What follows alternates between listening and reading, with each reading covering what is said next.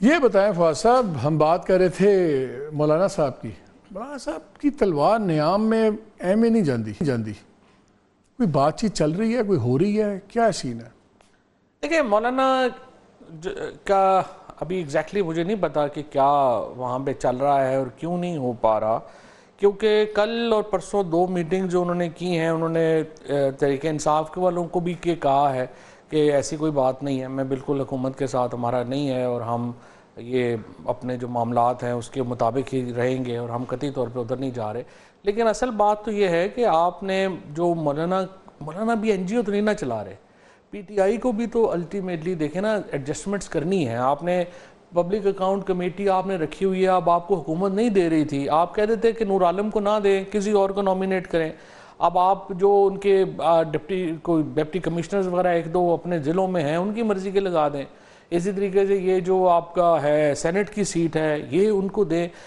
Adjustments ही होती है ना पॉलिटिक्स में, आपने कुछ ले दे ही करना है ना, तो वो आपको करना चाहिए था, जो अभी तक मौलाना से नज़र नहीं आ रहा। लेकिन असल में इशू ये नहीं है कि लोग मौलाना ने निकालने हैं, लोग PTI ने निकालने हैं, बट प्रॉब्लम ये है कि ये जिस किस्म की बर्बरियत और फस्तायत पंजाब में हो रही है, देखिए वो उस तरह से हम PTI के पास को मिलिटेंट लोग पंजाब में तो बड़ा इंटरेस्टिंग लेटर गया है प्रिंसिपल सेक्रेटरी KP के चीफ मिनिस्टर का गया, principal secretary to chief minister Punjab. उन्होंने कहा कि जी अभी वो गंडापुर से गए थे फैसलाबाद एक केस के सिर में, तो उन्होंने हमें कोई प्रोटेक्शन नहीं दी, कोई पुलिस नहीं दी, तो वहाँ तो एक दूसरे का ये भी नहीं कर रहे। वो तो इतने शर्म हया तो करनी चाहिए। वैसे अगर आप चीफ मिनिस्टर आ रहे हैं आपके पास, आपको मियाँ साहब की पॉलिटिक्स पे क्या आप लोग देख रहे हैं? मियाँ साहब अगर अब लंदन मियाँ साहब की पॉलिटिक्स थी कुछ, ये इलेक्शनों के बाद भी थी।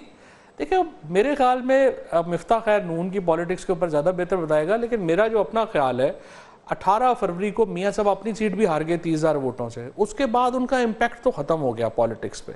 लेकिन ये ज़रूर है कि एक छोटा सा हिस्सा जो कहता है कि नहीं मियाँ साहब बड़े अच्छे हैं, ये शहबाज शरीफ और मरियम ने तबाह किया है, वो भी मुकम्मल मायूस हो जाएगा इसके बाद।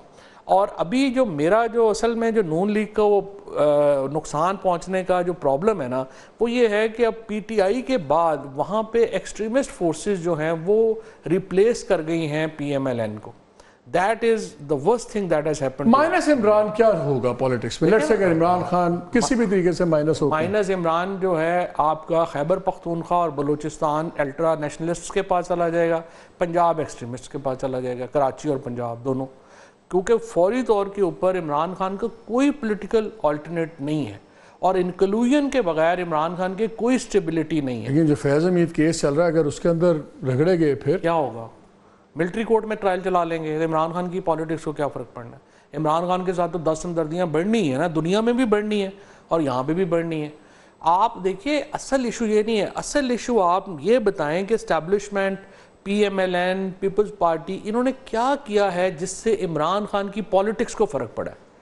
बल्कि इन्होंने बड़ा हेल्प कर दिया कि सारा कैडर PTI का ख़त्म कर दिया, and Imran Khan has turned a parliamentary form of government into a presidential form of government as far as PTI is concern. लोग देखते ही नहीं उनके टिकट दे रहे हैं, जिस मर्जी को टिकट आप टिकटॉकर को दे दें, आप ट्रक ड्राइवर को दे दें, जिसको मर्जी इमरान खान टिकट देता है वो उसका वोट है।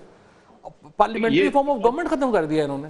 जी ये बात तो डाउट ही नहीं है ना कि इमरान खान इस वक्त सिंगल मोस्ट पॉपुलर लीडर है। मियां नवाज शरीफ की जो आपने बात करी, देखिए मियां नवाज शरीफ की एक बड़ी अच्छी सियासत थी 2008 से, वो बड़ी प्रिंसिपल सियासत थी। और मैं ये समझता हूँ कि ठीक है इलेक्शन में हार जीत होती है। 8 फरवरी को अगर मियां साहब के इलेक्शन मुस्लिम लीग हार गई थी, 9 फरवरी को अगर वो मुस्लिम लीग अपनी हार तस्लीम कर लेती, मियां नवाज शरीफ जिस दिन उन्होंने विक्ट्री क्लेम की थी, तो मेरे ख्याल से आज मियां साहब और मुस्लिम लीग बहुत ज़्यादा रेलेवेंट होते और बहुत ज़्यादा अच्छी पोजीशन में होते। बहरहाल वो उनका फैसला था, उन्होंने वो जीत क्लेम कर दी हार तस्लीम करने की बजाय।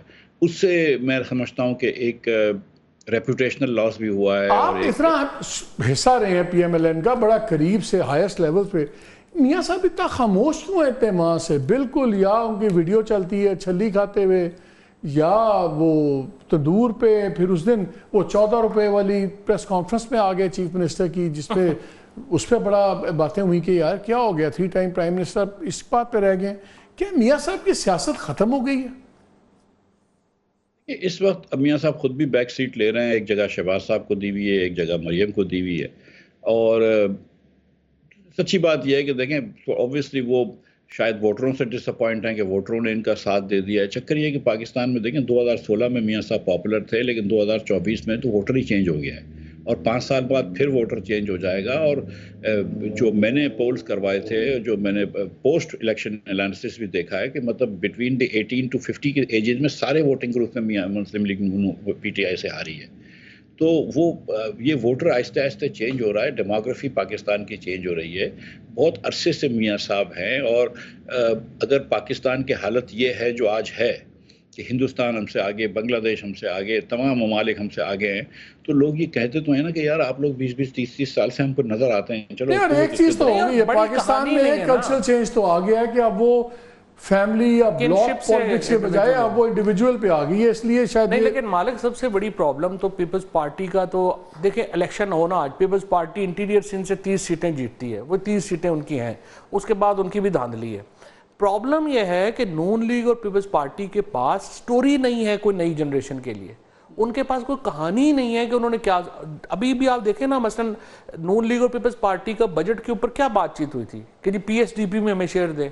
दे डोंट रियलाइज कि ये जो सड़क की गली की सियासत पाकिस्तान में खत्म हो गई, इट्स नाउ आइडियाज की सियासत है। लेकिन एक चीज वेरी क्विकली, 2-4 मिनट रह गए हैं, मैं 2 चीजें पूछना चाह रहा हूँ। अब ये जो फाइनेंशियल हालात हैं, हम उस दिन के सेनेट कमेटी में बैठे हुए थे, हम कैलकुलेट कर रहे थे कि जो आपका एक्चुअली रियल इंटरेस्ट रेट निकलता है वो तकरीबन 8.4, 8.5% भी लगा लें वो बनता है, जो 19.5% है।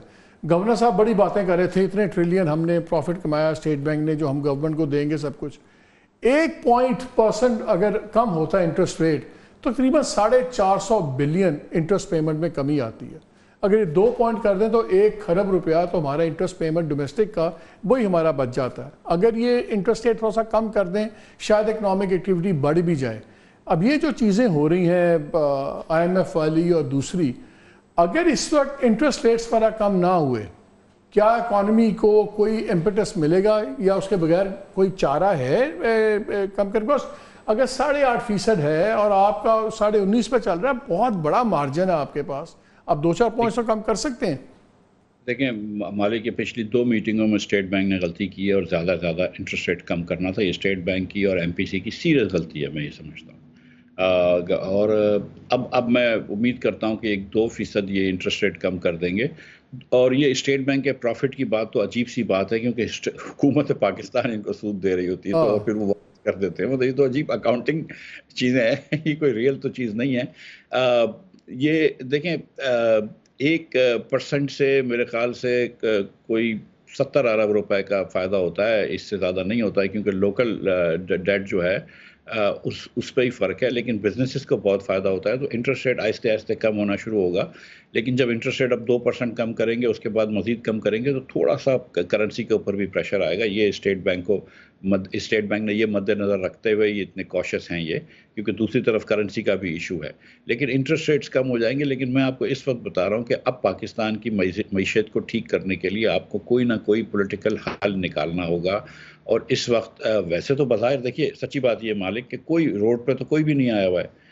तो इसी पे यही मैं बात सुनता हूँ इस्लाम में, वो कहते हैं कि हमें किसी से बात करने के लिए या निगोशिएट करने की ज़रूरत क्या है। हम ठीक है, इमरान खान अंदर हैं, पार्टी तितर बितर है, सड़कों पे कोई नहीं है, हम अपनी पॉलिसीज़ लाएंगे, इकोनॉमिक पॉलिसीज़ लाएंगे, इम्प्लीमेंट करेंगे और आप देखिएगा 2 साल तक चीज़ें बेहतर हो जाएंगी, तो PTI खुद ही इरेलेवेंट होनी शुरू हो जाएगी।